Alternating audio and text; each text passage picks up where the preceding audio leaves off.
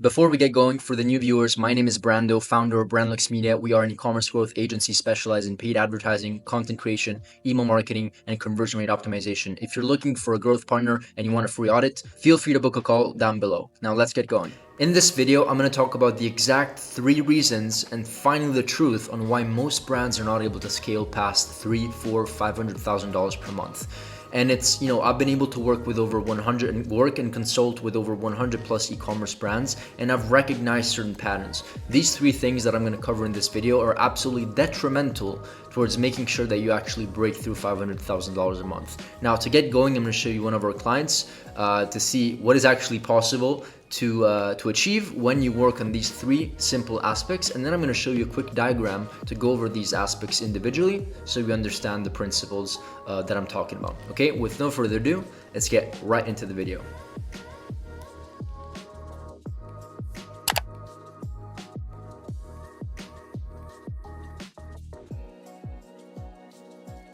As usual, before we get going with the video, here's just one of our clients so you can understand also and know for your own context what caliber of clients that we're working with. And of course, we have clients at different stages, even smaller, in some cases even bigger. And so this is just one of our clients. Now, how do we achieve results past $500,000 a month? And as I told you in the intro of the video, there have been certain pattern recognitions that I have been able to kind of document. And I want to bring you through 3 principles. You may or may have not seen these diagrams before, but make sure, even if you have, make sure to stick until the end, because I'm going to bring you through some concepts, especially the 3rd one, that is very, very extremely important. This is probably, it's the smallest one, the smallest graphical representation, let's call it, but it's actually one of the most important ones. Of course, these are important as well. So there's 3 different things, 1, 2, and 3. Let me start on the top, so we are on the same page over here. So first of all, the major problem, so what I see very, very commonly, let me just zoom a little bit more out. What I see very, very commonly is that brands that do typically 6 figures or like low 7 figures, like maybe $1 or $2 million a year, are typically the brands that sell like one type of product in one way, with like one marketing angle, with one creative approach, right? They may be see that the product works, okay, and they sell it, and then they move on to marketing angle and they see that angle number 1 works in the best way, and then they see that, I don't know, UGC videos in a certain way with a certain hook work in the best way, and so they scale that, which is amazing. It works amazingly, but the only problem is that they stop there. And so they think that just by focusing on one product, one marketing angle, one creative concept, right, one hook, will allow them to get to basically unlimited amounts of revenue. This is actually not how it works. And so, what we need to do here, and how 8-figure businesses scale, I would say is the frame of the conversation here, is that they do the same exact thing that the 7-figure business is doing, but they're replicating the same exact process horizontally. So, of course, by the way, here, broad, make sure, guys, you're going broad with your marketing. That's what they do. So they leave everything broad and they focus on creative concepts, but most importantly on the marketing angle. And what is an example of a marketing angle? So let's just say we're selling this water bottle. One marketing angle is this bottle is small and you can bring it wherever you want. Okay, so the benefits of like size. Another angle could be health, right? If you don't drink, you're unhealthy, and so like this is what I'm talking about when it comes to marketing angle. And so there's multiple different propositions or ways in which you can present your product to the market, and by doing that, the offer is the same, right? You can have the same offer, same product, but you can present the product in various different ways. And you will, if you start doing this, you will start seeing that marketing angle number 1, the health angle, will outperform any other angle. And let's just say you're finding you actually scaled to 7 figures. Don't even be surprised if you find another angle that scales even past 7 figures, right? So, or adds an extra 7 figures, that's what I meant, to the company. So you should see this as like a distribution of your cash flow. So like 20% is going here, another 30% is going here, another 20% is going here. And then of course, if you combine all of these forces together, maybe you're making 500K here, $1 million over here, $3 million over here. And then of course you get your way to 8 figures. But that's typically also a way to do it. And then of course there's other companies that just like scale horizontally, so they sell like hundreds of if not, we've worked with some clients that have like thousands of products. And so if your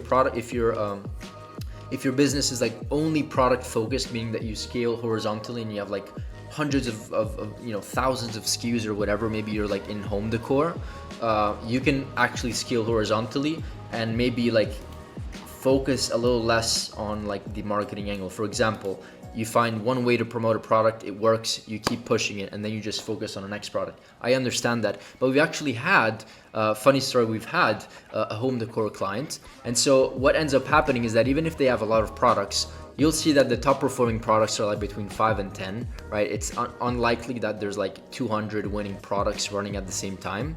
And so what we do is that we kind of like isolate those in a little group, and then we kind of like scale with this operation as well, right? So that was just a side story. So make sure that you're scaling horizontally with marketing angles. It will completely change the profitability of your business. Now, same thing, same exact concept when it comes to offers, right? So you can test and scale with marketing angles, and you should see this diagram over here, and this is by the way what most people do. Just the way that I explain marketing angles, just like you can scale marketing angles, you should be able to scale offers, right? And different landing pages, right? And so this is what most people do. They run a bunch of creatives, they find one offer or one let's call it market proposition, they present it to their ideal customer and it works, they make 7 figures, but probably one offer is not going to get you to 8 figures. And that's what I've seen multiple times, at least in this e-commerce space, based on my experience. And so what we need to do here, what you should do, as I state over here, let's put it in bold, is that you should still focus on your creatives, right? Really, really important. But you should scale horizontally. So you should have offer 1, 2, 3, 4, 5, whatever you want. And I actually did a case study, I think it was like 4, 5, 6 videos ago, where I literally bring you through Truly. Truly is a beauty company, and they're doing very, very well. They're doing 8 figures. And if you go and funnel hack them, they basically have like 10 or 12 different offers running at the same exact time. Okay, which gives you perspective on what I'm talking about over here. Same product, different offer, okay? And so this is really detrimental. And same thing as I explained before, you will notice that there's gonna be a distribution between offer 1, offer 2, offer 3, 4, 5, 6, and eventually what ends up happening, just like marketing angles, this will be a distribution of your cash flow. One other thing to note here is that if you just run one offer with one marketing angle, you also have to understand that eventually there's something called market sophistication. Just like a product can get like overly saturated, a marketing angle can get overly saturated, right? Maybe people, if you're pushing this bottle and talking about health, probably there's gonna end up, there's gonna be a point in time where everybody's tired of hearing, here, get your bottle because it's good for your health. Maybe they want other benefits. Maybe they need to be convinced in other ways. So same thing applies with marketing angles and offers. And so if you can increase the distribution of your income, it's less risky. So let's just say this falls off to, instead of like whatever 60%, it falls off to 30%. At least you didn't lose like 90% of your cash flow.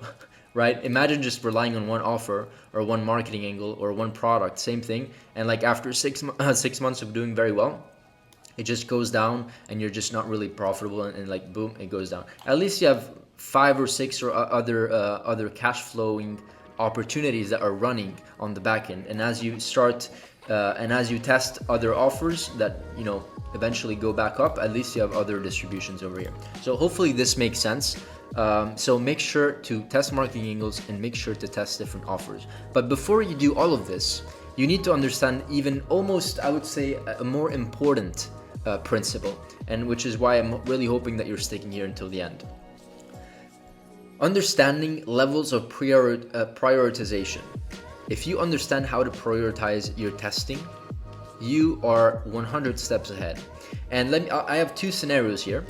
One is for advertising, so front end, and one is for landing pages, so like more like back end things after people click on the ad, okay?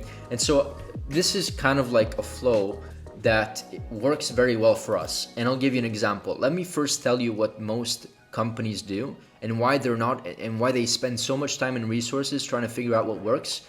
And it's because they are not able to prioritize testing. And so once they find the winning product, instead of like focusing on a marketing angle, which is by far more important like scaling and finding a winning marketing angle, the way you present your product to the market with the health benefit, the whatever benefit or the whatever marketing angle you're proposing, the example I shared before, this is way more important than ad copy. And so people will literally like test the product and say like, okay, let me then test creative concepts and then headlines and then ad copy. And so the level of importance of these things is very different, because the headline is definitely not going to be as important as the marketing angle or the creative or the ad copy. This is how it works.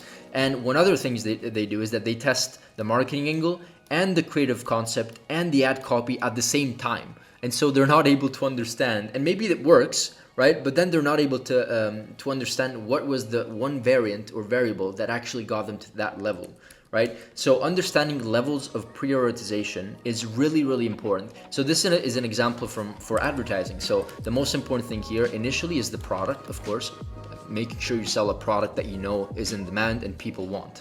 Without this, you shouldn't focus on headlines, right? Then marketing angle, then creative concept. Creative concept is basically whether it's an image, whether it's a video, whether it's like a POV ad or like a UGC ad or unboxing. Like that's the creative concept, before and after, right? Us versus them. These are kind of like the creative concepts. And then ad copy, of course, and then headline. And then of course there's like maybe other variables here, but I just wanted to give you bring you through an example. Let's go through the same thing with landing pages. What most people, landing pages is maybe even crazier, because like what most people do is that they test the landing page and then they try to tweak the offer, the copy, and the structure of the page all at once.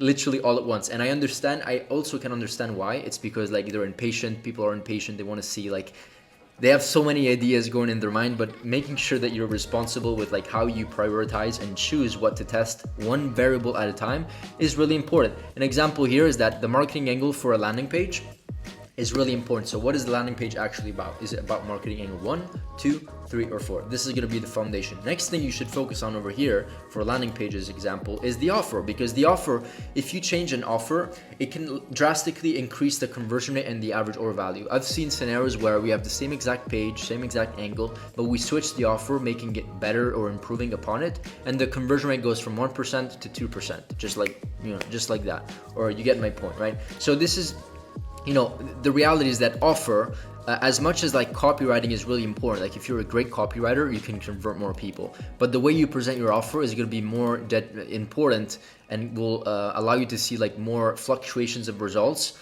compared to copy or structure of the page or other things. So these are the two things. Then there's copywriting, of course. If you're a great copywriter, a great persuader, it's going to really, really help with conversion rate. And then of course there's structure of the page, and then there's like things like color, titles, product names, and more. And so this is where you get to a point where you're making like millions a month, right?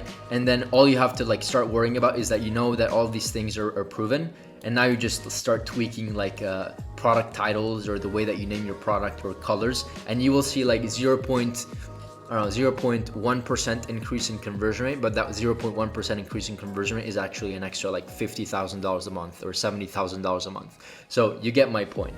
And so prioritize things. If you don't do this, and if you don't understand this concept, going and testing all these things will not actually make sense.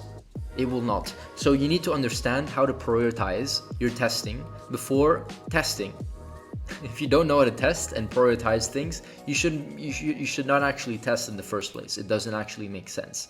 You're spinning around and hoping that something sticks, and then when you see that something sticks and works, you actually don't know why, because you haven't isolated your variables. Okay, that's it for this video. These are the three detrimental concepts that I've noticed over time that allow businesses to go really to the next level and scale to $1 million a month or more. Okay, hope this video was valuable. And by the way, as I usually say, if you're in the looks of growing and growth and perhaps partnering with a growth agency like ours, Brandlux Media, you can actually just book in a call. We're offering free audits and free consultations, like free strategy sessions. We can hop in a call. It's going to be like a super laid back conversation. If you're doing at least 30, 40, 50,000 a month, hopefully 100, that would be probably a little bit better. But if you are along those revenue streams, feel free to book a call and you will speak either with me or one of my team members. Okay, give me some suggestions for other videos, like, subscribe, ring the bell, and see you in the next one. Bye. On a further note, feel free to book your strategy session with our team by clicking the button down below. In this session, we will audit your brand, come up with a custom plan of action, and then we'll explore the opportunity of potentially working together, assuming it's a perfect fit.